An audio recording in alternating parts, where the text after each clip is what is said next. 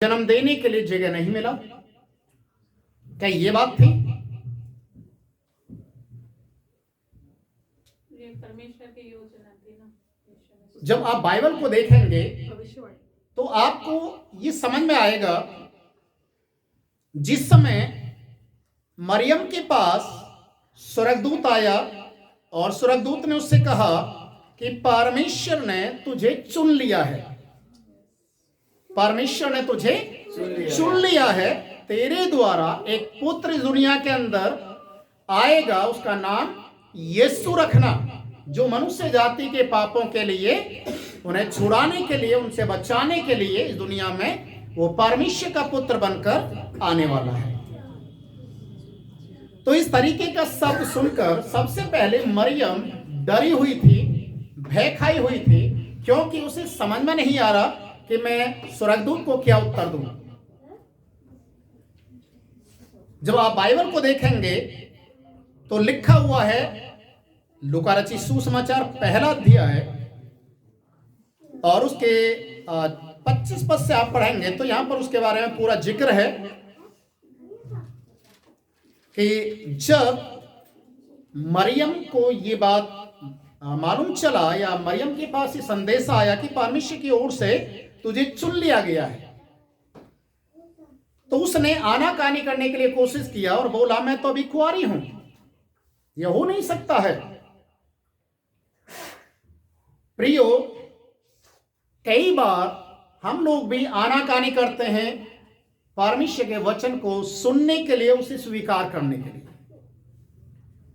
यहां पर मरियम की भी ठीक वही एक कंडीशन थी, क्योंकि वो भविष्य को देख रही थी।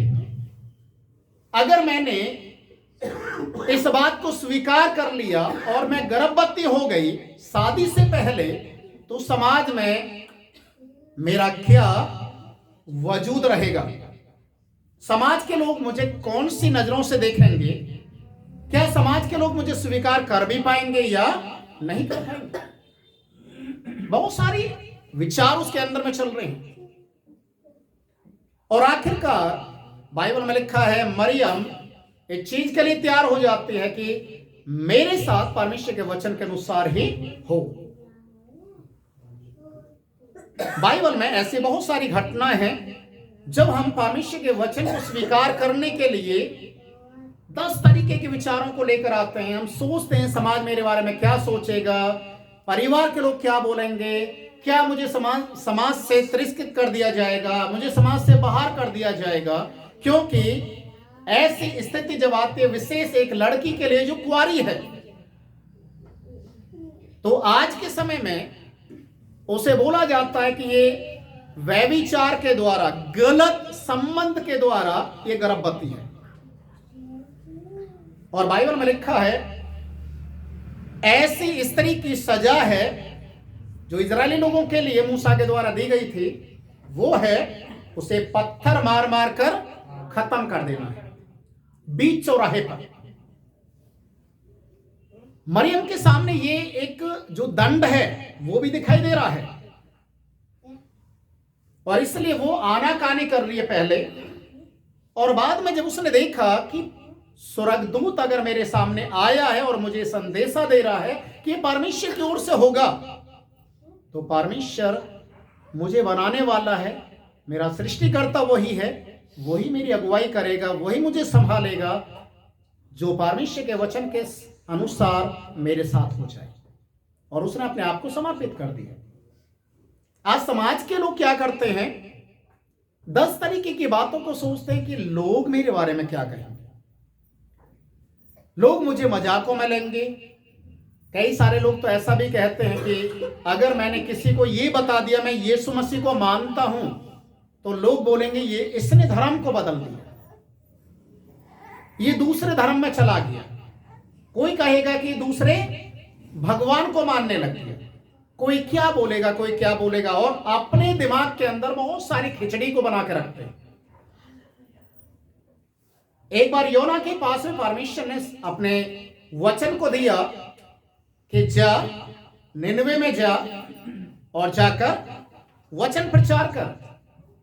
तो योना ने भी आनाकानी करना शुरू कर दिया। वो भी परमेश्वर के वचन को पूरी रीति से ग्रहण नहीं किया, और इस तरीके से उसकी जरा सी गलती के कारण वहां पर एक बहुत बड़ा नुकसान होते होते बचा। प्रभु का वचन कहता है कि वो आज भी हमारे दिल के द्वार पर खटखटाता है। इजरायली लोग 40 साल जंगल में परमेश्वर की उपस्थिति में रहने के बाद भी मन नहीं फिराया, मन को कठोर किए रहे। और आज के समाज के लोग भी ठीक वैसा ही कर रहे हैं। सालों साल गुजर जाते हैं, महीने गुजर जाते हैं, दिन निकल जाते हैं, पर परमेश्वर के वचन को जैसे लेना चाहिए, रिसीव करना चाहिए, वैसा नहीं करते। बाइबल में लिखा है, जब मरियम ने अपने आप को दे दिया, तो इसका मतलब आप अपने आप को अपने सृष्टिकर्ता, अपने सृजनहार के हाथ में जब आप देते हैं, तो परमेश्वर का वचन पूरा होता है कि मिट्टी ने कुम्हार के हाथ में अपने आप को दे दिया। अब कुम्हार उसके साथ क्या करने वाला, किस तरीके का उसको बनाने वाला है, ये कुम्हार के पास एक प्लान है। हालेलुया। आज इंसान अपना प्लान खुद बनाता है ना, योजना खुद बनाता है, मैं ये करूंगा, मैं वो करूंगा, पर इस बात को भूल जाता है कि तेरी पूरी जिंदगी की योजना बनाने वाला ऊपर बैठा है। हालेलुया। एक बहुत बड़ी सच्चाई है। सबोपदेशक की किताब को आप पढ़ेंगे, उसके 12वें अध्याय को 13-14 पद में बहुत प्यारा एक वाक्य दिया गया है। मनुष्य इस दुनिया के अंदर जो कुछ कर रहा है, जैसा वो जीवन को जी रहा है, बाइबल में लिखा आप जी सकते हैं। आपको जो करना है, जो आपके मन में आ रहा है, जो आपके विचारों में आ रहा है, कर सकते हैं। पर हमेशा एक बात को याद रखें, और इस सबोपदेशक की किताब को लिखने वाला कौन है मालूम है? सुलेमान, जो सबसे बुद्धिमान, पूरे पृथ्वी भर में सबसे बुद्धिमान, आज तक ना उससे पहले कोई हुआ और ना उसके बाद कोई हो पाया। इतना बुद्धि रखने वाला व्यक्ति कहता है कि अंत की बात यह है कि मनुष्य अपने जीवन के अंदर, संपूर्ण जीवन में अपने सृष्टिकर्ता को याद करे। हालेलुया। अपने सृष्टिकर्ता को याद करे, और ये जानते हुए कि जैसा वो जीवन को जी रहा है, जैसे वो चाल को चल रहा है, चाहे अच्छा हो चाहे बुरा हो, सबका न्याय कौन करेगा? परमेश्वर। हालेलुया। मरियम ने अपने आप को दे दिया, अपने आप को दे दिया।